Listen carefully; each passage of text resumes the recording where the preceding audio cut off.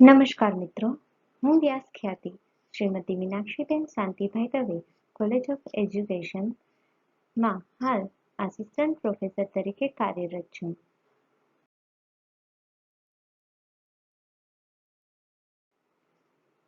આજે હું આપની સમક્ષ બીએડ સેમેસ્ટર 1ના વિદ્યાર્થીઓ માટે એક સારો ટોપિક લઈને આવી છું, જેનું નામ છે મેન્ટલ રિટાર્ડેડ ચિલ્ડ્રન, એટલે કે માનસિક ક્ષતિ ધરાવતા બાળકો.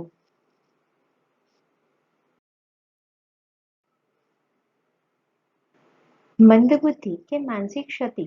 તો મંદબુદ્ધિનું બાળક જે છે એ એક કોઈ ડિઝીઝ કે કોઈ રોગ નથી, પરંતુ એ એક પરિસ્થિતિ છે, એક કન્ડિશન છે. આ વિડીયોના અંતે આપણે મંદબુદ્ધિનું બાળક જે હોય તો તેની વ્યાખ્યા શું છે, મંદબુદ્ધિનું બાળક કોને કહી શકાય, તેના લક્ષણો કેવા હોઈ શકે અને તેને અધ્યાપન જો કરાવવું હોય તો તેની કઈ કઈ ટીચિંગ લર્નિંગ મેથડ્સ છે તેના વિશેની માહિતી મેળવીશું. મંદબુદ્ધિ બાળકની જો આપણે વાત કરીએ તો વ્યાખ્યા એવી છે કે 50 થી 70ની વચ્ચેનો બુદ્ધિઆંક ધરાવતા બાળક જે છે એને મંદબુદ્ધિ બાળક તરીકે ઓળખવામાં આવે છે. હવે બુદ્ધિનું વર્ગીકરણ જે છે એ અલગ અલગ મનોવૈજ્ઞાનિકોની દ્રષ્ટિએ અલગ અલગ છે, પરંતુ સામાન્ય રીતે જોતા 50 થી ઓછી બુદ્ધિઆંક ધરાવતું બાળક જે છે એ દરેક વર્ગીકરણના આધારે મંદબુદ્ધિ બાળક તરીકે ઓળખવામાં આવે છે.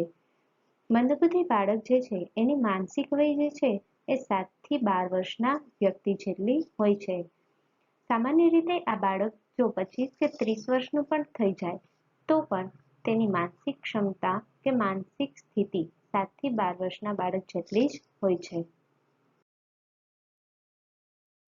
હવે આપણા વર્ગખંડમાં જો કોઈ માનસિક ક્ષતિ ધરાવતું અથવા તો મંદબુદ્ધિ ધરાવતું બાળક હોય તો આપણે તેને કઈ રીતે ઓળખી શકીએ, તો એના લક્ષણો જે છે એના વિશેની આજે આપણે વાત કરીશું. હવે માનસિક ક્ષતિ કે મંદબુદ્ધિ ધરાવતું બાળક જે છે એની પ્રથમ લાક્ષણિકતાઓ જોઈએ તો મૌલિકતા, સર્જનાત્મકતા અને વિશ્લેષણ શક્તિનો અભાવ તેનામાં જોવા મળતો હોય છે. એટલે કે આ બાળક સામાન્ય બાળકની તુલનામાં સર્જનાત્મક રીતે, મૌલિક રીતે અને વિશ્લેષણ શક્તિના આધારે ખૂબ જ નબળું જોવા મળે છે. તેમની શારીરિક કક્ષા કોઈ પણ વર્ષની હોય, પરંતુ તેનું મેન્ટલ લેવલ જે છે એ 7 થી 12 વર્ષના બાળક જેટલું જ જોવા મળે છે. ડિફિકલ્ટી એડજસ્ટિંગ સોશિયલી, એટલે કે તેઓ સામાજિક અનુકૂલન સાધવામાં પણ મુશ્કેલી અનુભવતા હોય છે. સામાન્ય રીતે દરેક બાળક તેની આસપાસના વાતાવરણ સાથે જેટલું સરળતાથી સમાયોજન સાધી શકે છે તેટલી સરળતાથી મંદબુદ્ધિનું બાળક સમાયોજન સાધી શકતું નથી, જેને કારણે તેનું સામાજિક અનુકૂલન પણ મુશ્કેલ બનતું જોવા મળે છે. અલગ અલગ વ્યક્તિઓ જે છે, જે સામાન્ય વ્યક્તિઓ છે તેના તરફથી પણ તે ખૂબ જ દૂર રહેતું જોવા મળે છે. તેનો વિકાસ જે છે એ તેના સમવયસ્ક બાળકો કરતાં ખૂબ જ ઓછો થયેલો જોવા મળે છે. હવે મંદબુદ્ધિનું બાળક જ્યારે શારીરિક રીતે ખૂબ જ સક્ષમ હોય છતાં પણ તેનો આકાર જે છે એ કંઈક અલગ, સામાન્ય બાળક કરતાં અલગ જોવા મળે છે, જેને કારણે તેઓ તેના સમવયસ્કો કરતાં પણ બાહ્ય રીતે પણ અલગ તરી આવતા હોય છે. મંદબુદ્ધિવાળા બાળકોની કલ્પના શક્તિ ખૂબ જ કુંઠિત હોય છે, એટલે કે તેઓનો ઇમેજિનેશન પાવર જે છે એ ખૂબ જ નબળો હોય છે.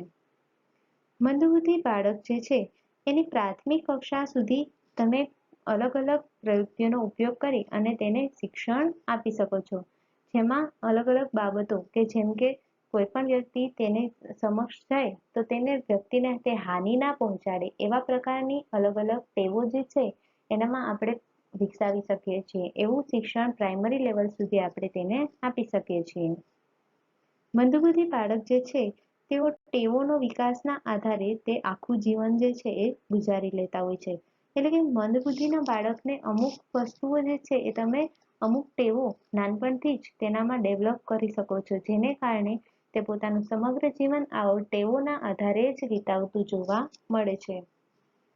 માનસિક રીતે બાળકો શૈક્ષણિક રીતે પણ પછાત કે અક્ષમ હોય છે. આવું બાળક એ ફક્ત માનસિક જ નહીં પરંતુ શૈક્ષણિક રીતે પણ પછાતપણું ધરાવતું હોય છે, જેને કારણે તે અલગ અલગ કાર્યો કરવામાં પણ અક્ષમ જોવા મળે છે. આવા બાળકો મંદ ગ્રહણ શક્તિ ધરાવતા હોય છે અને તેના કારણે તેની અધ્યયન ક્ષમતા પણ મંદ જોવા મળે છે, એટલે કે મંદ અધ્યયનશીલતા ધરાવતા હોય છે. તો આવા લક્ષણો ધરાવતા બાળકને આપણે મંદ બુદ્ધિના બાળક તરીકે ઓળખી શકાય. હવે આપણા વર્ગમાં જો કોઈ મંદ બુદ્ધિનું બાળક હોય તો તેને અધ્યયન અધ્યાપન કાર્ય કઈ રીતે કરાવવું? તો મંદ બુદ્ધિના બાળકના અધ્યયન અધ્યાપનના કાર્યો પણ અલગ અલગ રીતે આપેલા છે. તો સૌપ્રથમ છે આવા બાળકને વર્ગમાં એકલા અટુલા ન પડી જાય તેની ખાસ કાળજી રાખવી જોઈએ. આની પહેલા જ આપણે વાત કરેલી કે આવું બાળક જે છે એ સામાન્ય બાળકો કરતાં ખૂબ જ અલગ તરી આવે છે, જેને કારણે સામાન્ય બાળકો તેની સાથે સરળતાથી હળી મળી શકતા નથી, તેની સાથે વાત કરતા નથી, તેની સાથે મિત્રતા કેળવતા નથી. તો આવું બાળક જે છે એ જો એકલું અટુલું પડી જાય તો તે માનસિક રીતે ખૂબ જ વૈફલ્ય અનુભવે છે, જેને કારણે એક શિક્ષક તરીકે સર્વપ્રથમ આપણે તો તેને સામાજિક રીતે સ્વીકાર્ય બનાવવાનું છે, એટલે કે તેને વર્ગખંડમાં એકલું અટલું ન પડવા દેતા તેને અલગ અલગ મિત્રો બનાવવામાં મદદરૂપ થવાનું છે. આવા બાળકોને હૂંફ અને સહાનુભૂતિની આવશ્યકતા હોય છે. વાર્મથ એન્ડ એમ્પથી. ઘણી વખત આપણે જોતા હોઈએ તો કે બાળક અમુક કાર્યો જે છે એ પોતાની જાતે નથી કરી શકતું, તો આવા સમયે સહાનુભૂતિની ખૂબ જ જરૂરિયાત હોય છે, ખૂબ જ પ્રેમની જરૂરિયાત હોય છે. Can get up to certain level of education, એટલે કે અધ્યાપક જે છે, જે શિક્ષક છે એ જો વ્યક્તિગત રીતે ધ્યાન આપે તો તેને શિક્ષણ કાર્ય પણ કરાવી શકે છે અને આવું બાળક જે છે એ ધીરે ધીરે અમુક કક્ષા સુધીનું શિક્ષણ જે છે એ મેળવી શકે છે. માનસિક કે મંદબુદ્ધિ બાળક જે છે એ શિક્ષણથી પછાત નથી, પરંતુ તેની કન્ડિશન એવી છે કે જેને કારણે એ શિક્ષણ મેળવી શકતું નથી. છતાં પણ જો પ્રયત્નો કરવામાં આવે તો તેને અમુક કક્ષા સુધીનું શિક્ષણ તો આપી જ શકાય છે. અધ્યાપક જે છે એ અધ્યાપકોએ તેના માતા પિતાની સાથે સંપર્કમાં રહી અને આવા બાળક માટે શિક્ષણ કાર્ય માટે યોગ્ય સલાહો પણ આપવાની થતી હોય છે.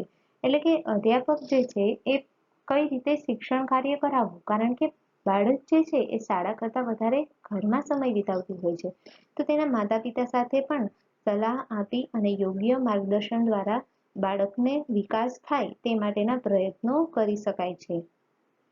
યોગ્ય રીતે માર્ગદર્શન આપવામાં આવે તો તેઓ પોતાનું કામ જે છે એ જાતે કરી શકતા જોવા મળે છે. આવા બાળકો જે છે એ મોટે ભાગે એવા શૈક્ષણિક અને વ્યાવસાયિક અભ્યાસક્રમોનું આયોજન કરવું જોઈએ.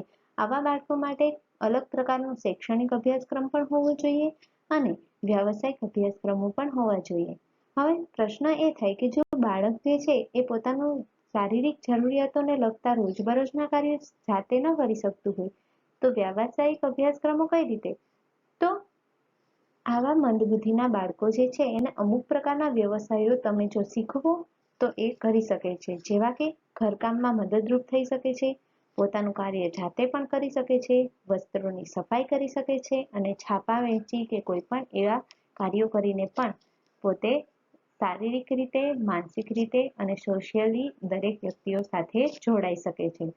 તો એક શિક્ષક તરીકે આપણું એક નાનું એવું કાર્ય પણ તે બાળકની જિંદગી જે છે એ સુધારી શકે છે.